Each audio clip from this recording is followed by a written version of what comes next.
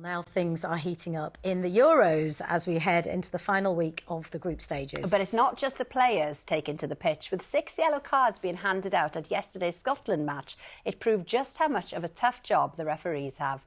Here's Race Across the World winner and part-time referee Alfie Watts to tell us what it takes to keep the players in line. The best thing about refereeing is the people that you meet. A really good experience. It brings lots of opportunities. It isn't just about the players, it's your game too. During the Euros, footballers from across Europe have been making their mark. But also feeling the pressure on the pitch, the referees.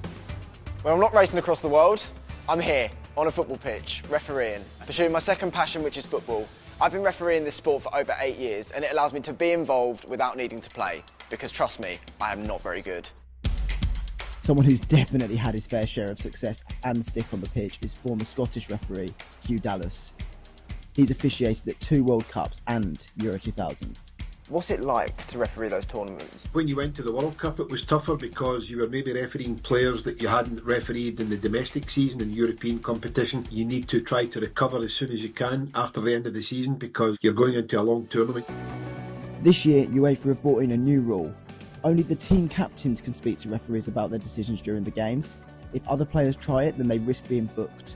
And this is something that Hugh sees as a step in the right direction.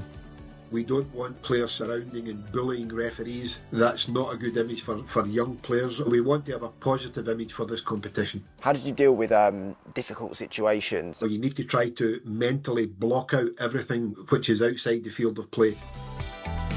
Across the board, there are other positive developments being implemented for the future of refereeing.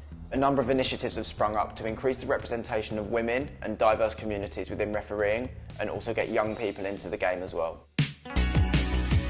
Hoping to equip the next generation of referees with the skills to take charge of the action on the pitch is Ryan Bostock, Cheshire Football Association's Referee Development Officer. The purpose of the basic referee course is to recruit aspiring referees, so give them the knowledge inside and outside on what it is that they need to do.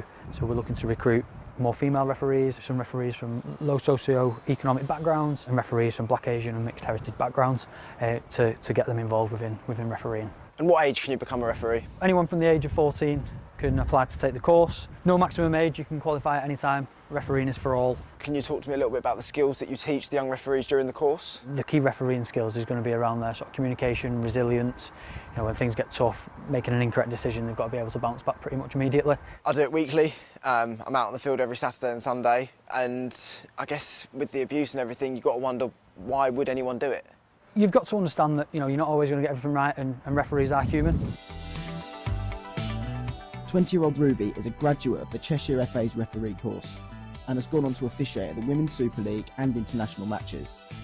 I started refereeing when I was 14 years old, just on the local leagues doing girls and boys football. But then when I got a bit more interested in it, I started to pay more attention to the football games that I'd go to, and that's when I started seeing there was a development opportunity there. What are the challenges that you encounter when you referee men's games? Sometimes there are those prejudices. People don't exactly expect a girl to be refereeing in men's football, but I think the more of us there are, the better it becomes.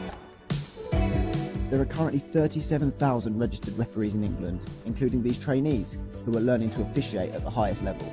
I was a football player, but then when I got an ACL injury, so I done the course, and then I never realized that that was going to be my destiny.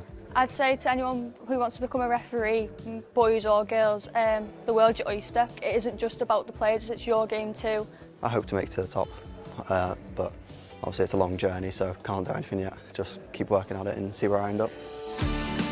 It's great to see the next generation of referees being given the skills to officiate matches safely and see just how much they love not only the beautiful game, but refereeing itself.